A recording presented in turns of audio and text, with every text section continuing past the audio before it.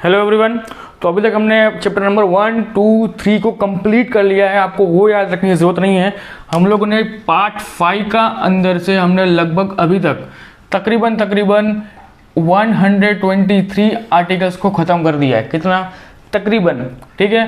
Part 5 आपका शुरू होता है 52 से और एंड होगा 151 में। ठीक है। और उसके अंदर हमने 123 आर्टिकल्स को ख़त्म कर दिया और 123 आर्टिकल्स को हमने चैप्टर नंबर 1, 2 और 3 इन 3 जगह डिवाइड किया था। और आज हम पढ़ने वाले हैं चैप्टर नंबर 4 जो होगा आपका द यूनियन जुडिशरी, जिसके अंदर आपकी सुप्रीम कोर्ट, हाई कोर्ट और डिस्ट्रिक्ट कोर्ट। आपको ये याद रखना नहीं है तो आप ये याद रखो कि कोर्ट किस तरीके से काम करती है। हमने अभी तक क्या देखा था?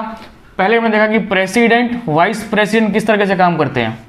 उसके बाद हमने क्या देखा कि भाई लोकसभा, राज्यसभा किस तरीके से काम करती है, बाकी मिनिस्टर किस तरीके से काम करते हैं, हमने वो देख लिया।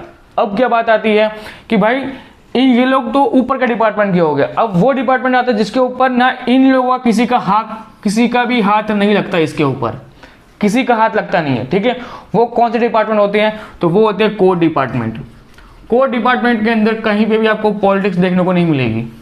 ठीक है। पहले डालने की कोशिश की थी एक जगह पे, पर वो लोग वहाँ पे सक्सेसफुल इंप्लीमेंट नहीं कर पाए थे। ठीक है। ये हो गया आपका। और आज हम पढ़ने वाले हैं भाई चैप्टर नंबर 4। क्या होगा? तो यूनियन जुडिशरी, जो कहाँ से कहाँ तक आपका है 124 से लेके 147 तक। कहाँ से? 124 से लेके 147 तक, 147 तक। क्लियर? तो पहले देखते हैं कि इसमें क्या लिखा हुआ है। तो सबसे पहले 24 आर्टिकल को याद रखना। 24 आर्टिकल में क्या दिया हुआ है? इस्टेब्लिशमेंट मतलब स्थापना और कॉन्स्टिट्यूशन ऑफ सुप्रीम कोर्ट। देखो मैंने बहुत जगह पे एससी लिखा होगा तो उसको याद रखना कि सुप्रीम कोर्ट है। ठीक है। ये शॉर्ट फॉर्म होता है हमेशा, हाई कोर्ट का और DC, district court, high court, supreme court. Clear? Okay. पहली बात, ये जो मैंने आपको पूरा बॉक्स बनाया ना, आपको इसको समझना होगा। बाकी सब कुछ भूल जाना। ठीक है। बाकी सब भूल जाओ। ये सब कुछ आपको इतना कुछ काम का है नहीं सबको। ठीक है। इतना कुछ ये सब कुछ कुछ भी काम का नहीं है। आपको इतना याद रखना है कि हम लोग चैप्टर नंबर 5 पे हैं, चैप्टर नंबर 4 पे हैं। उसके हम आर्टिकल नंबर 124 कर रहे हैं। 124 के अंदर क्या क्या दिया हुआ है? 124 के अंदर दिया हुआ आपका इस्टेब्लिशमेंट मतलब स्थापना और कॉन्स्टिट्यूशन मतलब सुप्रीम कोर्ट की स्थापना कैसे हुई और उसका खुद का कॉन्स्टिट्यूशन किस तरीके से काम करेगा वो बताया गया। ठीक है। तो फिलहाल है ना, ये पोजीशन है सुप्रीम कोर्ट का जज बनने के लिए। क्या रिक्वायरमेंट है? रिक्वायरमेंट है कि आप हाई कोर्ट के अंदर, कहाँ पे? सुप्रीम कोर्ट सबसे पहले आता है, उसके नीचे क्या आता है? High court. ठीक है। तो आप हाई कोर्ट के अंदर या तो 5 साल आपने जज की तरीके से काम किया होना चाहिए या आपने 10 साल एडवोकेट किया होना चाहिए। कितने साल? 5 साल जज या 10 साल एडवोकेट। किसके लिए? सुप्रीम कोर्ट के जज के लिए। कितने? सुप्रीम कोर्ट के जज के लिए। अब एक और चीज़ समझो कि टोटल सुप्रीम कोर्ट में अभी जज कितने हैं? 33। एक क्या है? Chief justice of India. Total कितने हुए? 34 जज। मतलब आपको पूछा जाएगा ना एग्जाम के अंदर, तो आपको ये क्वेश्चन ही पूछा जाएगा कि सुप्रीम कोर्ट के अंदर फिलहाल कितने जज हैं including chief justice of India. तो कितना आएंगे? 34। और कहा गया सिर्फ जज कितने हैं, तो वह कितना आएंगे? 33। क्लियर? ये कॉन्सेप्ट याद रखना। दूसरी बात, इनकी उम्र 65 ईयर। कितनी? 65 साल। पहले थी कुछ 6 साल की, उनको निकाल दिया गया। 6 साल का कॉन्सेप्ट था, वो निकाल दिया था क्योंकि उन लोगों ने बहुत बहस की थी इसके ऊपर, क्योंकि ये एक गवर्नमेंट बॉडी आ जाती है जिसके कारण आप उसमें 6 साल का प्रावधान नहीं रख सकते हो। ठीक है। इसमें कोई री इलेक्शन वगैरह कुछ नहीं होता। ठीक है। लोग आते हैं एग्जाम पास करके वहाँ तक उस पोजीशन पर पहुँचते हैं, तो वो लोग ये सोच के नहीं पहुंचते कि हम लोग वहाँ पे आएंगे इतनी मेहनत करके और 6 साल रुकेंगे फिर 6 साल का हमको निकाल दिया जाएगा। नहीं, इसलिए लोगों ने बोला कि नहीं भाई, आप सिर्फ 65 साल। कितनी आपकी रिटायरमेंट की एज कितनी होगी? 65 ईयर। अगर 65 ईयर्स आपके हो गए, आप रिटायरमेंट कर सकते हो, निकल जाओ। चलो clear? Chief justice of India इस तरीके से बना जाता है। सॉरी, सुप्रीम कोर्ट का जज बनने के लिए क्या चाहिए आपको? 5 साल और 10 साल। 5 साल का जज और 10 साल का एडवोकेट एक्सपीरियंस। अब एक और चीज़ समझो, क्या बताएं कि सुप्रीम कोर्ट में अंदर जो जज बैठते हैं ना, उन्हें किस तरीके से अपॉइंट किया जाता है। हम लोग चीफ जस्टिस को बाद में पढ़ेंगे, पहले हम देखते हैं कि सुप्रीम कोर्ट के अंदर जो जज बैठते हैं ना, जो 33 जज बैठे हैं ना, इन्हें कौन अपॉइंट करता है?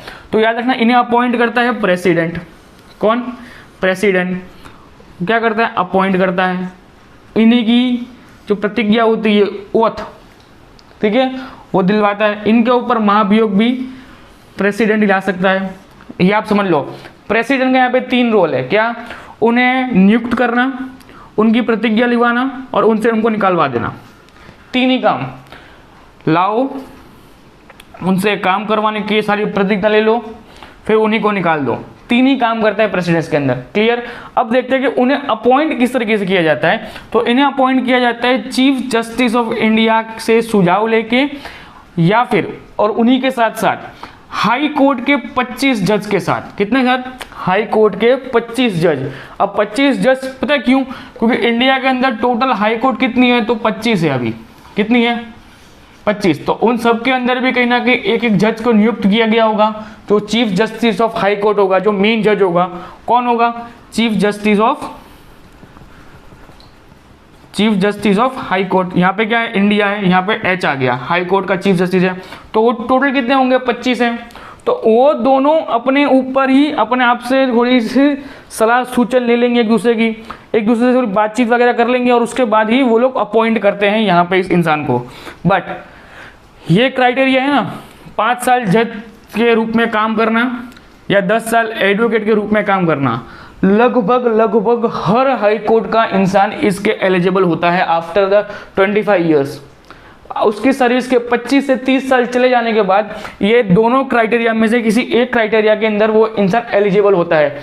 तो फिर इसका मतलब यही होगा कि सुप्रीम कोर्ट के जज बनने के लिए आप हर कोई इंसान एलिजिबल हो जाएगा, राइट। सिंपल सी बात है इसके हिसाब से तो। बट नहीं, उसमें एक प्रावधान है ना, लास्ट में एक है ना, काउंट्स में छोटे अक्षर में यूं करके लिखा होता है ना, टर्म एंड कंडीशन लिखा होती है ना, टर्म एंड कंडीशन। उसमें एक चीज लिखी, क्या लिखा था कि प्रेसिडेंट की नजर में आप या तो गुड नॉलेज ऑफ, आपको लॉ का नॉलेज चाहिए, और आप प्रेसिडेंट की नजर में आए हुए होने चाहिए। क्या, आप प्रेसिडेंट की नजर में आप गुड आप होने चाहिए, आपके पास उस पर्टिकुलर चीज का नॉलेज बहुत ज्यादा होना चाहिए, तो आप सुप्रीम कोर्ट के जज बन सकते हो। भले उसके बाद अगर सुप्रीम कोर्ट का जज बनने से पहले अगर प्रेसिडेंट आपके पास मना कर दे, तो आप सुप्रीम कोर्ट के जज नहीं बन सकते हो। ये सिंपल सी बात है, इसको याद रख लो। क्या, कि चाहे आपके पास ये एक्सपीरियंस हो, चाहे आपके पास ये एक्सपीरियंस हो, आपके पास दोनों एक्सपीरियंस है, चलो मान लिया, पर अगर प्रेसिडेंट ने मना कर दिया ना, उसके बाद आप सुप्रीम कोर्ट के जज नहीं बन सकते हो। क्लियर। ओके, क्यों, क्योंकि वो चीफ जस्टिस ऑफ इंडिया और chief justice of high court दोनों का सुझाव लेने के बाद प्रेसिडेंट को अपॉइंट करता है। क्लियर। मतलब आपके पहले संबंध कहाँ अच्छे होने चाहिए, अपने ही हाई कोर्ट के जज के सबसे मेन जज होगा आपका, आपके संबंध यहाँ पे अच्छे होने चाहिए। उसके बाद आपके चीफ जस्टिस ऑफ इंडिया के साथ आपके रिलेशनशिप अच्छे होने चाहिए। अगर यहाँ पे दोनों जगह आपके रिलेशनशिप अच्छे हैं, तो सपोज आपकी एक सीट यहाँ पे कंफर्म है। क्लियर। चलो, ये एक सीट हो गई। अब होगा आपका मेन कि भाई चीफ जस्टिस ऑफ इंडिया, इसकी अपॉइंटमेंट कैसे की जाएगी। तो इसकी अपॉइंटमेंट की जाएगी कॉलेजियम सिस्टम में। कहाँ से, कॉलेजियम सिस्टम। ये किस चीज की सिस्टम होती है कि जो आपने यहाँ पे 33 जज को बिठाया ना, यहाँ पे इस साइड पे 33 जज को, उनमें से कोई 5 सीनियर जज, कौन, उनमें से कोई 5 सीनियर जज वो इस इंसान को चॉइस करेंगे। क्लियर। हमने अभी तक क्या देखा, ये देखा जिसके अंदर इतना लंबा प्रोसेस है। चीफ जस्टिस ऑफ इंडिया बनने के लिए आपको क्या चाहिए, अगर आप इस पैनल में आ गए, आपने अपना नाम डाला कि I want to become a chief justice of India, उसके लिए क्या होगा, कॉलेजियम सिस्टम के आसार से वहाँ के टॉप 5 सीनियर जज होंगे, वो लोग क्या करेंगे, डिस्कशन करेंगे, और उसके बाद वो लोग उन 33 में से किसी एक को अपॉइंट करेंगे। क्लियर। और उसे हम कहेंगे कॉलेजियम सिस्टम। इसके पहले एक सिस्टम था जो जिसके अंदर आपका 2 पॉलिटिशियन चाहिए, मतलब 2 मंत्री चाहिए, 2 सेवा सुधारक चाहिए, फिर एक आपका जज होगा, फिर 2 आपके एडवोकेट होंगे। तो ये पूरा का पूरा कहीं ना कहीं ऐसा तंत्र बनाया था कि इनडायरेक्टली वो लोग चाहते थे कि किसी भी तरीके से पॉलिटिक्स को सुप्रीम कोर्ट के अंदर डाल दिया जाएगा। ठीक है। और वो हो नहीं पाया, क्यों, क्योंकि सुप्रीम कोर्ट ने बोल दिया कि भाई इसमें हमारी पावर को छीना जा रहा है, इसमें हमारे ऊपर बहुत ज़्यादा बंदिश लगाई जा रही है, तो हम उसको एक्सेप्टेबल नहीं करेंगे। हम लोग करेंगे किसके द्वारा, कॉलेजियम सिस्टम के द्वारा ही हम लोग चलाएंगे। क्लियर। यहाँ तक हो गया इनका पूरा अपॉइंटमेंट बात, कितने जज रहेंगे, किस तरीके से उनका अपॉइंटमेंट होगा, कौन कौन उनसे काम करवाएगा, कौन किस तरीके से काम करेगा। क्लियर। अब आते ही बात कि इनको सैलरी कौन देगा। इनको सैलरी मिलती है आर्टिकल नंबर 125 के अंतर्गत, 125 में इनको सैलरी दी जाती है।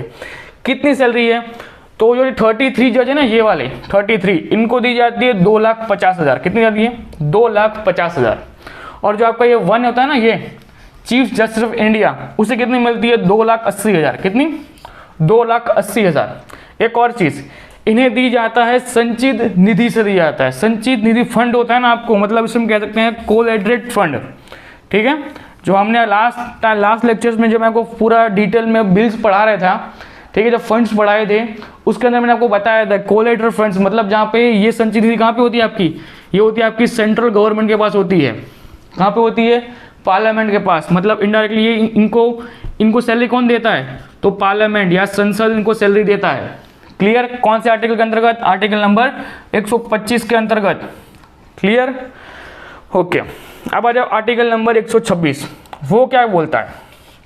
आर्टिकल नंबर 26 ये कहता है कि सपोज इट किसी चक्कर के अंदर चीफ जस्टिस की इंडिया के किसी भी रीजन से वो नहीं आ पा रहा है, किसी भी रीजन से, मतलब कि चीफ जस्टिस ऑफ इंडिया की बेटी की शादी है, ठीक है, शादी है, तो और उसको जाना पड़ रहा है, तो उस जगह को हम खाली नहीं रख सकते, ठीक है। तो उसके लिए क्या दिया है, तो 126 में ये कह दिया है कि एक्टिंग ऑफ सुप्रीम जस्टिस मतलब जो चीफ जस्टिस ऑफ इंडिया होगा, अगर वो अवेलेबल नहीं है तो उसकी जगह पे किसी एक इंसान को अपॉइंट किया जाएगा। जो कौन होगा, इस 33 में से किसी एक सीनियर को अपॉइंट किया जाएगा। अपॉइंट कौन करेगा, प्रेसिडेंट करेगा। किस रीजन से और किस सिस्टम से, तो कॉलेजियम सिस्टम में। और कॉलेज सिस्टम क्या कहता है कि उन 5 सिस्टम जो उनके 5 सीनियर जज अगर वही बोलेंगे वही होगा, ठीक है। ये बात याद रखना, कॉलेजियम सिस्टम का ये नियम है कि पूरा कॉलेज सिस्टम ये 5 सीनियर जज के हिसाब से चलता है। अगर ये लोग बोल दे वही होता है सुप्रीम कोर्ट के अंदर, बाकी आप उनको कोई चेंजेस नहीं कर सकते हो। मतलब सारी पावर्स नहीं दी गई हैं, बट इनडायरेक्टली कुछ ऐसे जगहों पे स्पेसिफिकेशन स्पेशल पावर दी गई है जिनके कारण उनका रियल यूज होता है, ठीक है।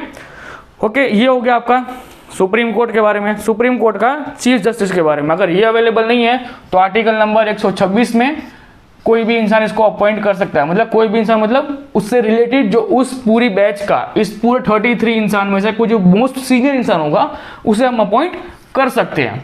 क्लियर।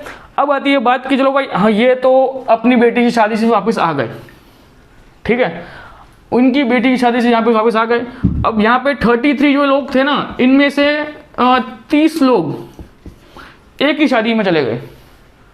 कहाँ चले गए, इनमें से 30 लोग एक शादी में चले गए, तो पूरे डिपार्टमेंट में सिर्फ और सिर्फ 3 लोग, मतलब पूरे सुप्रीम कोर्ट के अंदर जितने 33 जज होने चाहिए तो उसमें सिर्फ 3 जज रह गए, बाकी 30 के 30 जज चले गए। तो क्या करेंगे, तो होगा ये कि आर्टिकल नंबर 127 का यूज होगा, जिसके अंदर क्या कहा है, एड हॉक। क्या कहा है, अपॉइंटमेंट ऑफ एड हॉक। ये वर्ड याद रखना, कौन सा, ad hoc, ad hoc, HAC, ad hoc.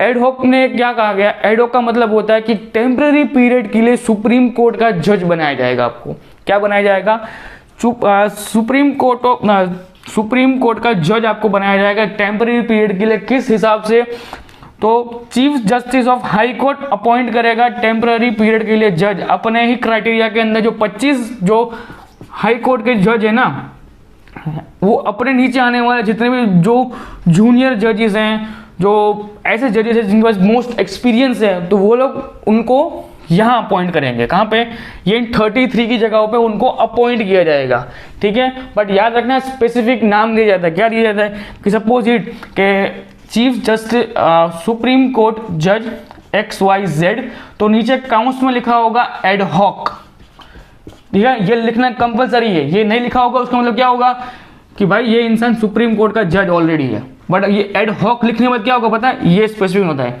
कि you are now a temporary period supreme court जज, कि तुम एक टेम्पररी इंसान हो सुप्रीम कोर्ट में। क्यों, क्योंकि हमारे यहाँ के जो मालिक थे ना, वो मालिक गए बाहर, तो उनका काम करने के लिए आपको बुलाया। आप एड हॉक हो यहाँ के, ठीक है। आपके पास पावर्स नहीं है।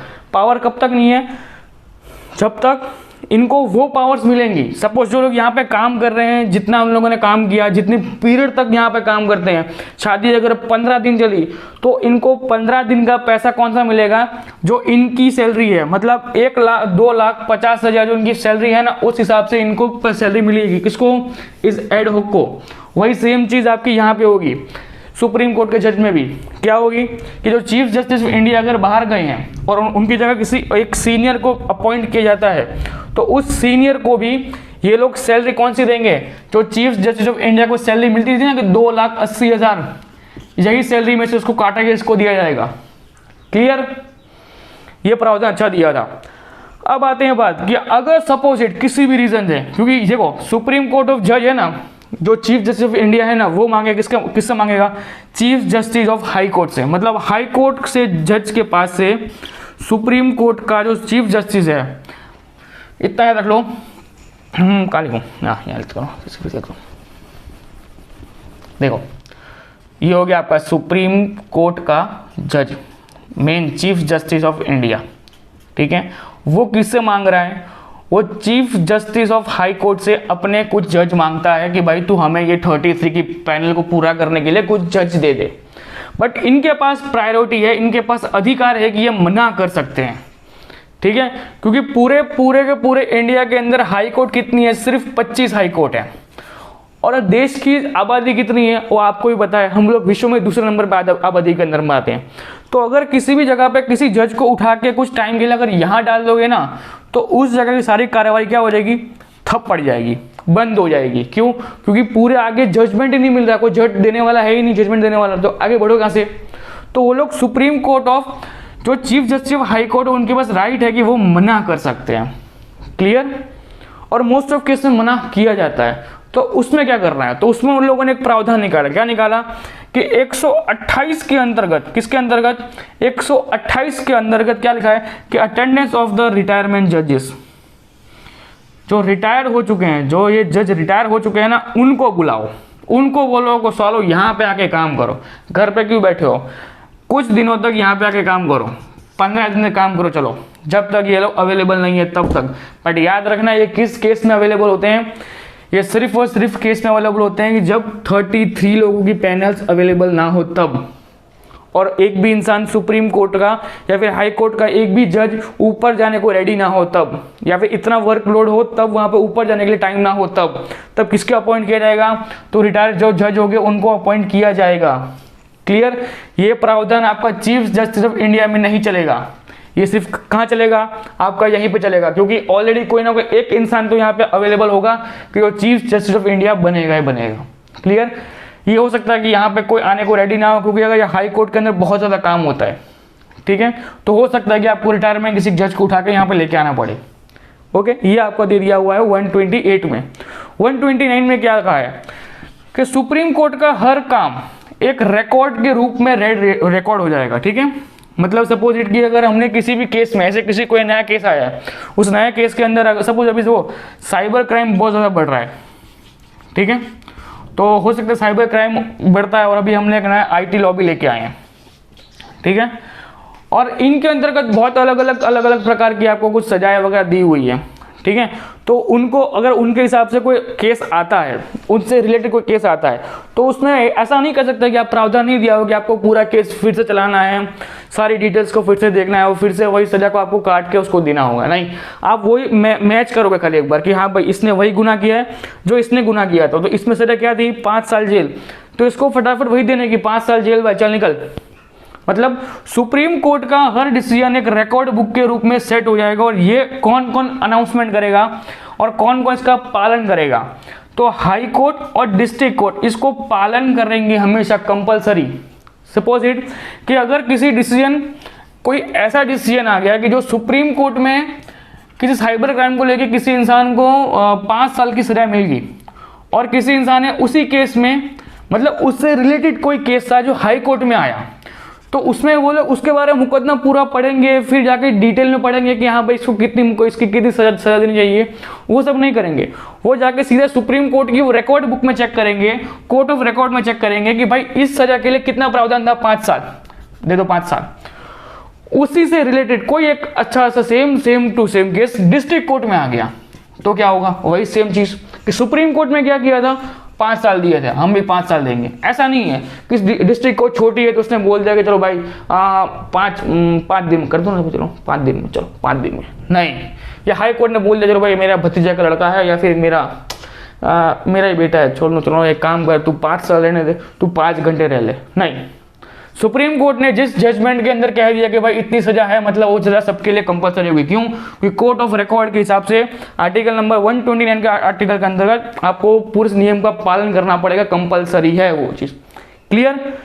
अब आते हैं आपका लास्ट पॉइंट 130। क्या है 130? Seat of supreme court. क्या है? Seat of supreme court.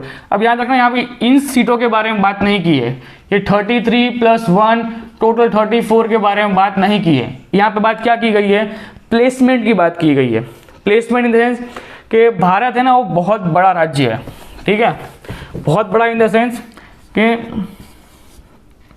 सपोजिट में कैसे बताऊँ आपको, ठीक है, आपको इतना समझ लो कि दिल्ली यहाँ पे है, ठीक है, और यहाँ गुजरात है, यहाँ केरला है, यहाँ आसाम है, ठीक है। तो गुजरात वालों के लिए भी दिल्ली दूर है, केरला वालों के लिए दिल्ली दूर है, आसाम वालों के लिए दिल्ली दूर है, ठीक है। किस वजह से दूर है? क्योंकि सुप्रीम कोर्ट ऑफ इंडिया कहाँ पे है? सिर्फ दिल्ली में है। कहाँ पे है? सिर्फ दिल्ली में। बाकी सब जगह कहाँ पे है? हाई कोर्ट है, हाई कोर्ट है और हाई कोर्ट है। क्लियर? किसी ऐसे डिसीजन के कारण, किसी ऐसे रीजन से कारण अगर हाई कोर्ट में अगर कुछ चीज़ें प्रॉफिटेबल नहीं आ रही है या फिर कोई डिसीजन परफेक्ट नहीं आ रहा है तो उन्हें मजबूरी में कहाँ जाना पड़ेगा? सुप्रीम कोर्ट ऑफ इंडिया जाना पड़ेगा, कंपलसरी है, ठीक है। बट यहाँ पे होता क्या है कि सुप्रीम कोर्ट के पास पावर है कि चाहे सुप्रीम कोर्ट अगर उनका मन करे ना तो वो चीज़ एक चीज़ कर सकती है। वो चीज़ क्या कर सकती है कि दिल्ली से सुप्रीम कोर्ट को उठा के कहीं पर शिफ्ट कर सकती है टेम्पररी पीरियड के लिए, या फिर परमानेंट करने के लिए उन्हें चीफ जस्टिस ऑफ इंडिया को, प्रेसिडेंट को हैंड रिटन लिख के देना पड़ेगा। क्या लिखना पड़ेगा? Handwritten. याद रखना, ओरल नहीं चलेगा, हैंड रिटन लिख के देना पड़ेगा चीफ जस्टिस ऑफ इंडिया को कि भाई हम लोगों को सुप्रीम कोर्ट को गुजरात की साइड से बहुत ज़्यादा केसेस आ रहे हैं तो हमें एक सुप्रीम कोर्ट गुजरात के किसी एक कोने में रखनी चाहिए। तो वो chief justice of India handwritten किसको लिख के देगा? प्रेसिडेंट को। प्रेसिडेंट उस पर साइन करके बोल देगा कि हाँ ठीक है। तो फिर से वही होगा कि एक संचित निधि से, मतलब कोरेडियल फंड्स के फंड में से बहुत सारा पैसा निकलेगा, जमीन ली जाएगी, बिल्डिंग का निर्माण किया जाएगा, उसके बाद फिर से एक जज की पैनल को बनाया जाएगा और उस जज, अलग अलग जज बैठेंगे उसके अंदर। क्लियर? तो ये हो गया आपका चैप्टर नंबर 4 के अंदर। अभी हमने स्टार्ट किया था आर्टिकल नंबर 124 से 130 तक हमने कंप्लीट कर लिया। इसके बाद हम लोग देखने वाले हैं 131 से लेके कुछ 135 तक। मतलब इतना समझ लो कि चैप्टर 4 के तकरीबन 3 से 4 वीडियो बनेंगे और हम लोग 147 तक कवर कर लेंगे। और आपका 147 को आ जाएगा CAG, कंट्रोलर एडिटर जनरल आपका आ जाएगा। क्लियर? तो इतना कुछ आपको, आई होप आपको डिटेल मैंने समझा दिया है कि आर्टिकल नंबर 24, 25, 26, 27, 28, 29, 30 क्या कहना चाहते हैं। क्योंकि इनको डिटेल में अगर आप लक्ष्मीकांत में पढ़ोगे ना तो बहुत टिपिकल लैंग्वेज में लिखा हुआ है। क्योंकि देखो मैं आपको पहले ही बता रखा कि जो लक्ष्मीकांत लिखी है, ये जो आपका कॉन्स्टिट्यूशन जो लिखा है ना, उस पार्लियामेंट हाउस के अंदर जितने मेंबर्स थे ना वो सारे मेंबर्स लॉयर थे। तो जो उनका लिखने की ट्रिक थी या फिर लिखने का जो रीत थी ना वो बहुत लंबी थी। तो अगर आप इन चीज़ों को अगर आप लक्ष्मीकांत में पढ़ोगे ना तो बहुत डिटेल में लिखा हुआ है, ठीक है। डिटेल में पढ़ना बहुत अच्छी बात है, बट अगर आप कॉम्पिटिटिव एग्जाम के लिए तैयारी कर रहे हो तो आपको ये इतनी चीज़ें इनफ है आपके लिए। क्लियर? तो आई होप आपको समझ में आया होगा। तो मिलते हैं नेक्स्ट लेक्चर में। जय हिंद।